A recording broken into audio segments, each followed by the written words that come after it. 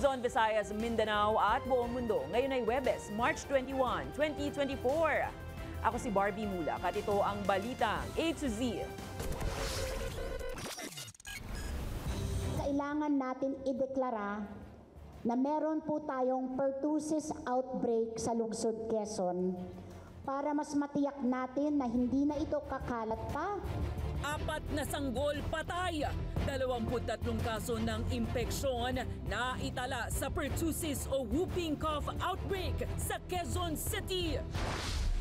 125 pesos na lingguhang diskwento sa mga pangunahing bilihin para sa senior citizens at PWD.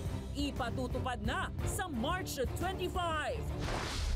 Teacher na nag-viral matapos pagalitan ang mga estudyante, hindi papatawan ng penalty ayon kay DepEd Secretary Sara Duterte. Budol na budol ako. So, ginawa ko yung lip filler. Hindi ko alam kung anong nilagay niya sa lips ko, but basically, uneven yung lips ko. At sa ating balitang showbiz, Heart Evangelista, umaming na-trauma matapos ang palpak na lip filler operation. Nguso, tabingi.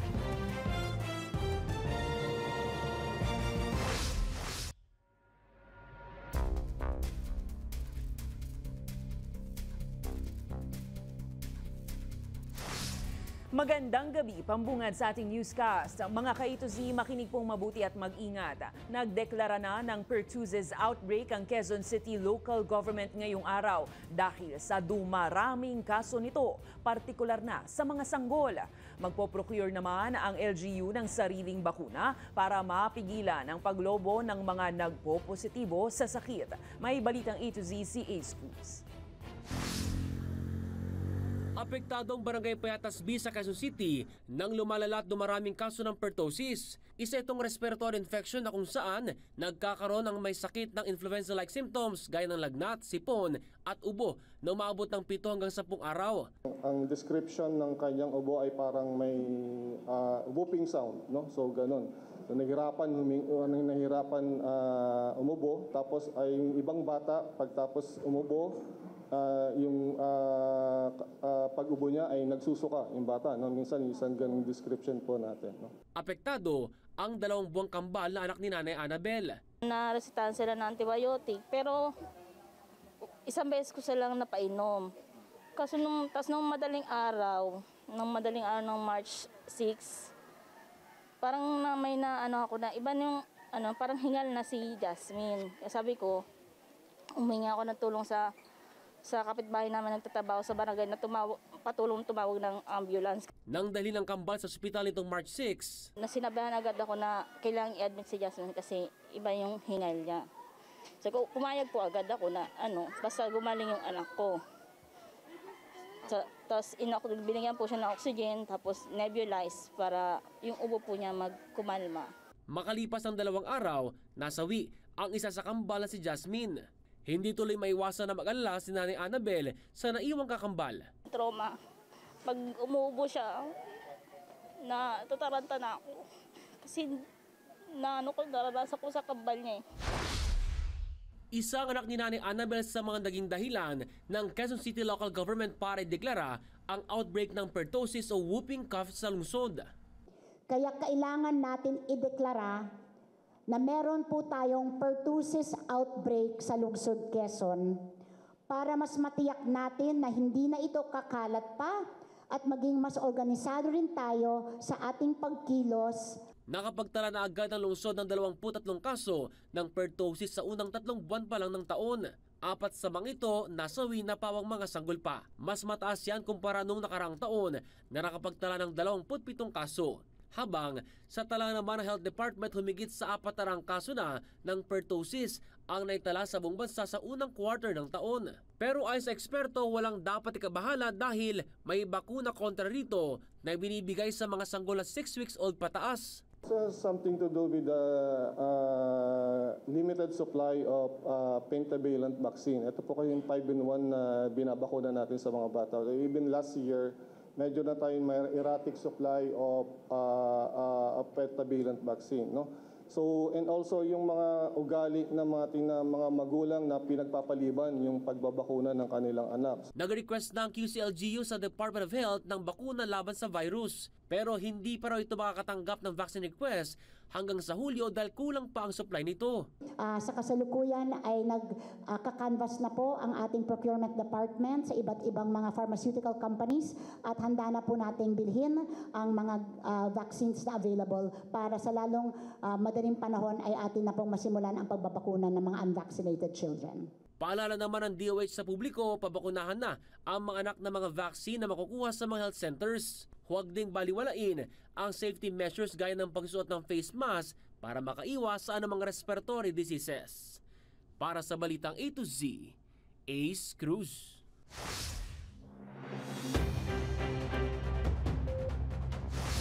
Good news naman, simula sa Lunes, ipatutupad na ang 125 pesos na lingguhang diskwento. Pwedeng matanggap yan ng senior citizens at persons with disabilities o PWD. Pero ang ilang mga negosyante at PWD, dudang masusulit yan ng mga benepisaryo. Alamin kung bakit sa Balitang A to Z ni Ian Maghanoy. Mahirap mag-shopping para sa mga PWD tulad ni Shell na may muscular dystrophy, kaya sa online shopping siya umaasa. Dito tulad po sa mga mall, lalabas pa po ako. Kasi po madalas po puno po yung lane, yung cashier na para sa amin yung lane. Kasi po hindi lang po kami yung pipila doon. Pero bukod sa convenience ng online shopping, mas ikinagagalak ni Shell ngayon ay ang mas mataas na diskwento para sa PWDs. Okay lang po kasi po ito pa mas buhay pa, masaya. Kahit ganito lang, nakaupo lang sa wheelchair. Sa Lunes, ipatutupad na ng Department of Trade and Industry o DTI ang bagong discount policy nito.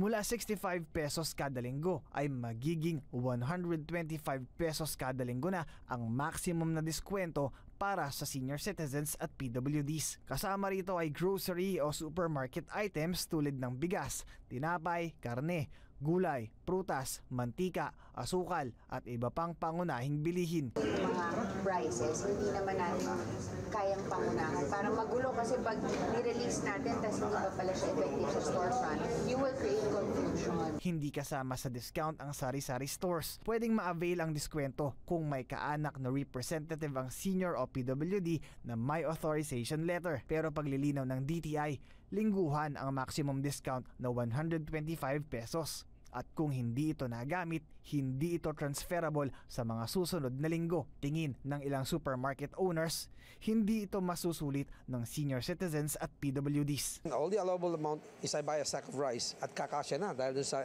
bagong increase na limit. Alam mo naman that the senior citizen will not eat a sack of rice within that period of time that he buys it, right? So, parang lokohan. Para sa ilang PWD advocates, ang mas kailangan ng sektor ay long-term benefits. Kailangan nila ng support for education, support for assistive devices, and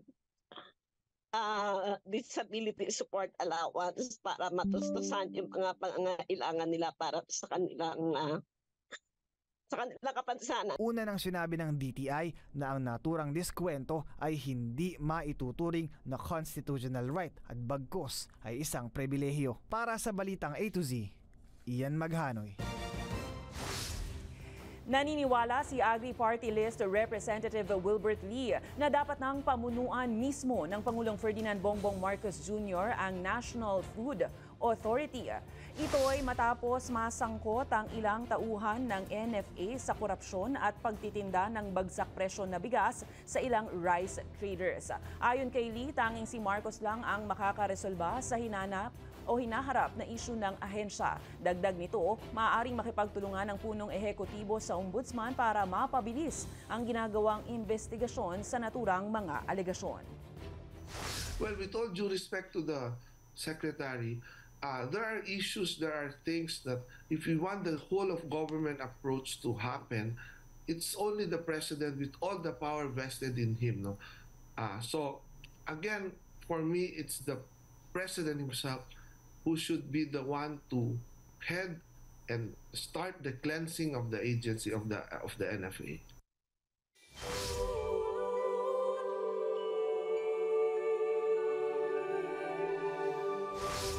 Simula bukas, araw ng Biyernes, itataas na ng Philippine Coast Guard ang heightened alert sa lahat ng mga pantalan at karagatang sakop ng Pilipinas. Ito ay bilang paghahanda sa nalalapit na Semana Santa kung saan inaasahan ng dagsa ng mga pasaherong magsisiuwian sa kanilang probinsya. Ayon kay PCG spokesperson Rear Admiral Armand Barillo, ide-deploy nila ang 60% ng kanilang mga tauhan sa buong panahon ng Holy Week. Target din nila na magkaroon ng zero maritime casualty hanggang sa matapos ang Semana Santa. Paigtingin din nila ang mga inspeksyon sa mga terminal at sasakyang pandagat bago ito payagang makapaglayag at makaalis mula sa mga pantalan. Samantala, pinaghahandaan naman ng Manila International Airport Authority ang pagdagsari ng mahigit sa 1 milyong pasahero sa Ninoy Aquino International Airport ngayong mahal na araw. Ayon kay MIA General Manager Eric Ines, mas mataas ang nasabing bilang ng 15% kumpara yan sa naitalang mahigit sa 926,000 na mga pasaherong bumiyahe nung nakaraang taon. Pinayuhan naman ng ahensya ang mga airline companies na maghanda sa mga hindi inaasahang aberya at maglagay ng help desks para sa kanilang mga pasahero. Tinitiyak po natin sa mga kababayan natin na walang overloading na magaganap at lahat po ng mga kababayan natin ay nasa tamang manifesto at hindi po natin pababayaan yung mga bagay na nakakapaminsala at maaring maging sanhi ng sunog o ng panganib sa barko, sa paglalayag na makalusot sa mga inspeksyon na gagawin natin sa mga pantalan. Nanindigan si Vice President at Education Secretary Sara Duterte na walang ipapataw na parusa sa gurong nag-viral kamakailan dahil yan sa panenermon at pangmamaliit sa kanyang mga estudyante. Ayon kay Inday Sara, pinayuhan niya ang guro na magpahinga muna sa pagtuturo tuwing siya ay nagagalit sa kanyang mga mag-aaral. Iginigit pa nito na lahat ng tao ay nakakaramdam ng pagkadismaya, kaya natural lang daw na nakagagalit kahit pa ang mga guro. Nagpaalala naman si Sara sa mga teacher na hindi maaaring mag-live sa social media platforms tuwing working hours. Batay na rin yan sa DepEd Order No. 49 o Professionalism in the Implementation and Delivery of Basic Education Programs and Services. Ang una kong naging reaction is tao lang, yung teacher, lahat tayo umaabot sa punto na nagagalit tayo, lalo pag na-frustrate tayo.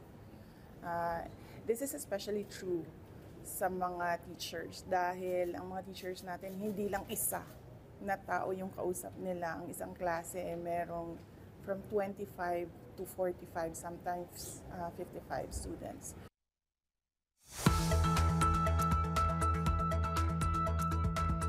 Aabot sa 8 hanggang 11 bagyo ang inaasahang papasok ng Philippine Area of Responsibility hanggang third quarter ng taon. Ayon sa Weather Bureau Pag-asa, tansya ang mga bilang na ito hanggang buwan ng Setyembre. May isa ring naasahang bagyo na papasok sa susunod na buwan o sa Abril, habang hanggang 2 naman sa buwan ng Mayo at Hunyo. 2 hanggang 3 naman ang inaasahang papasok mula July hanggang September. Dagdag pa ng Pag-asa, nagsimula ng humina ang epekto ng El Nino, kaya posible nang bumalik sa neutral conditions ang panahon sa mga susunod na buwan. Nananawagan ng mga volunteers ang Bureau of Fisheries and Aquatic Resources sa Region 1 para tumulong sumagip ng mga nasa-stranded na marine mammals. Ito ay sa harap na rin ng magkakasunod na ulat ng mga na-stranded na marine animals sa mga baybayin sa North Luzon. Kabilang dito ang na-stranded na melon-headed whale sa Sual, Pangasinan, dolphins at pygmy killer whales sa Ilocos Sur at La Union. Ilan sa mga na-stranded na marine animals ay kusang lumangoy pabalik ng karagatan, habang ang ilan naman ay kinailangan tulungan ng bantay dagat at ilan pang volunteers para maibalik sa tubig. Ayon sa BFAR, posibleng may kakaibang pangyayari sa katubigan, dahilan kung bakit lumalangoy sa pampang ang mga ito. Susunod, RBH7 na isumite na ng Kamara sa Senado, pero Makabayan Bloc kinokontra pa rin ang economic chacha. At mamaya sa showbiz, Heart Evangelista, nabudol nga ba sa pagpapakapal ng mga labi? Abangan ang kumpletong ulat sa pagbabalik ng Balita A to Z.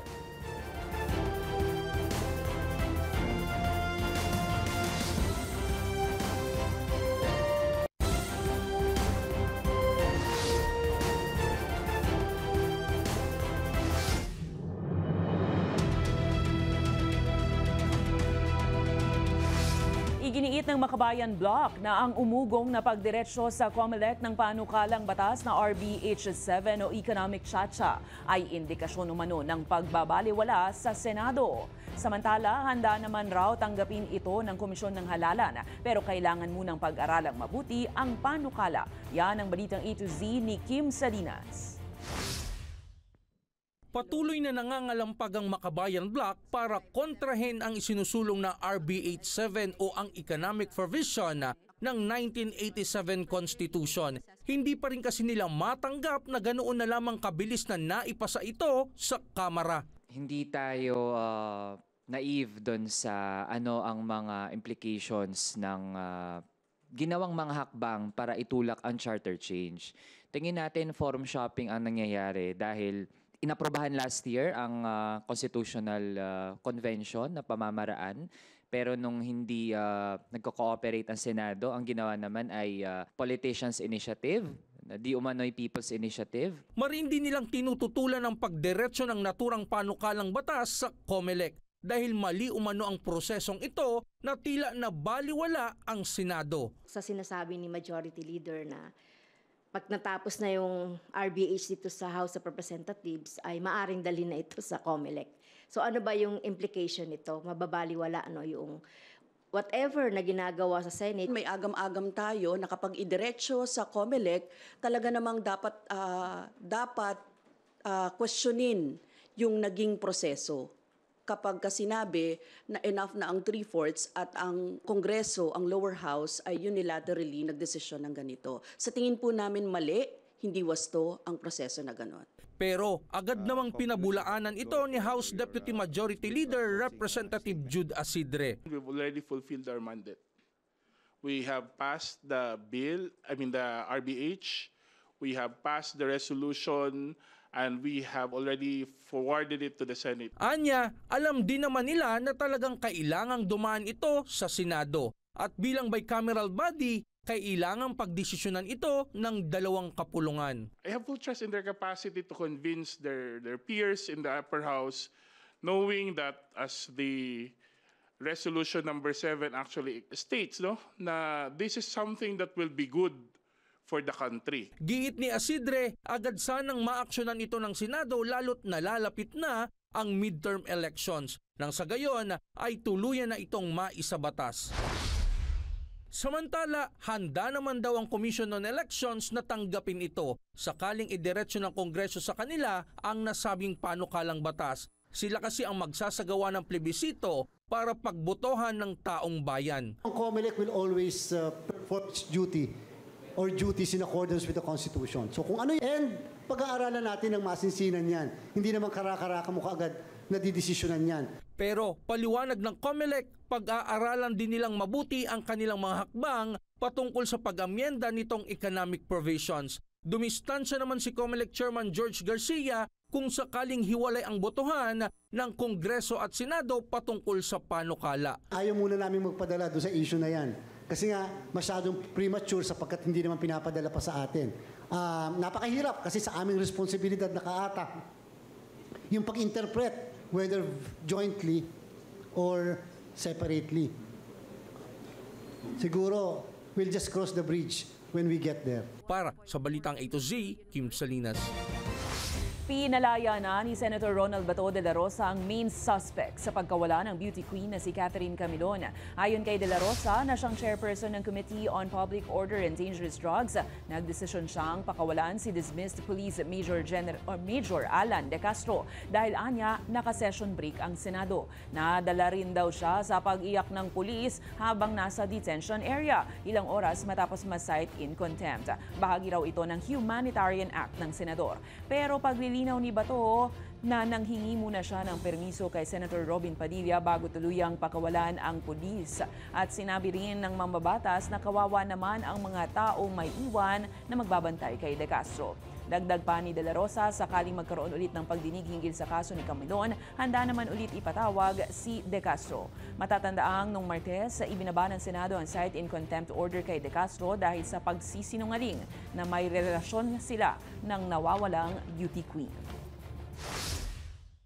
Naka-break ang Senado, so hindi ko kinakailangan ang presensya niya pagbalik ng Senado, kung magkakaroon pa kami ng hearing, ipapatawag natin uli siya. Napakawala naman nating puso, no? Kung magsisimula santa na, yung iiwan natin yung tao dyan sa ilalim na hindi naman natin kailangan. Mga ka-A to Z, happy ba kayo? Pangalawa ang Pilipinas sa listahan ng mga pinakamasayang bansa sa Southeast Asia. Base yan sa World Happiness Report ng University of Oxford Wellbeing Research Center. Sinundan yan ang Singapore, habang sa overall ranking pang 53 ang Pilipinas. Finland naman ang naitalang pinakamasayang bansa.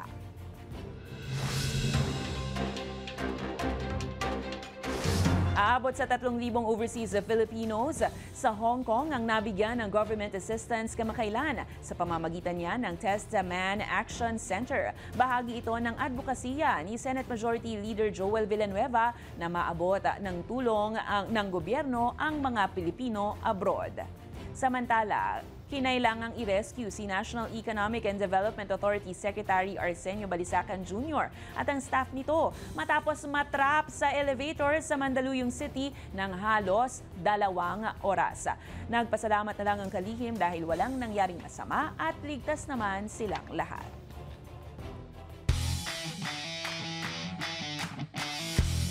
Sa Balitan Sports, sa kauna-unahang pagkakataon, napili ang Pilipinas para mag-host ng Men's Volleyball World Championships sa susunod na taon. Inanunsyo ito ni Volleyball World CEO Finn Taylor at ng Federation of International Volleyball.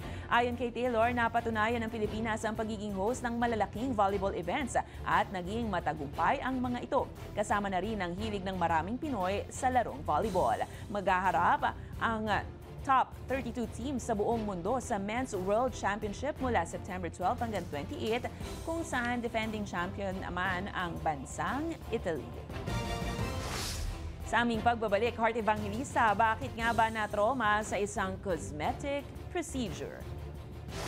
Manatiling nakatutok, kayo ay nanonood ng Balitang A to Z.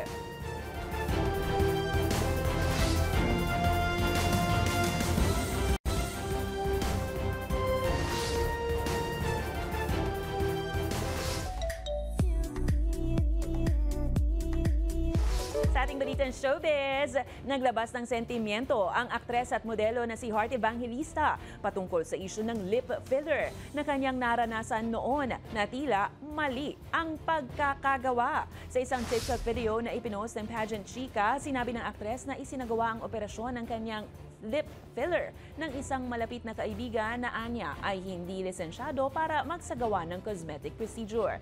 Anya na trauma raw siya lalo na nang makatanggap siya ng pambabash mula sa publiko. Dagdag pa ni Heart na budol siya dahil sa pagbibigay ng sobrang pagtitiwala kahit sa malalapit na kaibigan. Unang pinost ang video sa Instagram live stream na ngayon deleted na. Mula yan sa Q&A with her fans.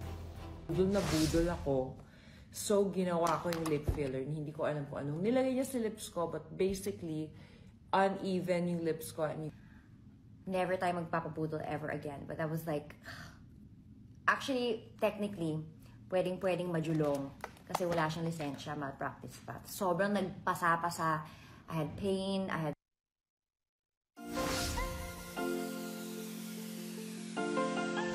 Nakakita na ba kayo ng Unidentified Flying Object o UFO? O nakasakay kaya? Ang tinutukoy natin dito ay ang UFO Ride water sports activity na pwedeng subukan ngayon sa pagbisita sa mga beach na makalaglag. Malalaglag ka talaga. Narito ang nakaka-GV na video.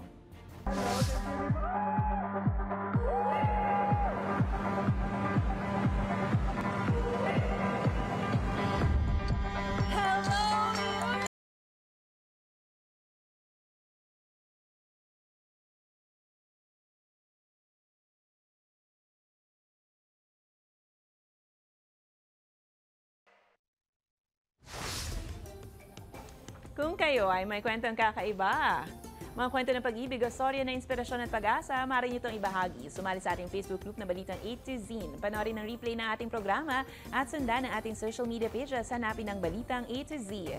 Ang ating pabaong quote of the night ay mula sa aktor na si Joaquin Phoenix. Ayon kay Phoenix, walang hinihinging kapalit ang pagiging mabait sa isang hayop.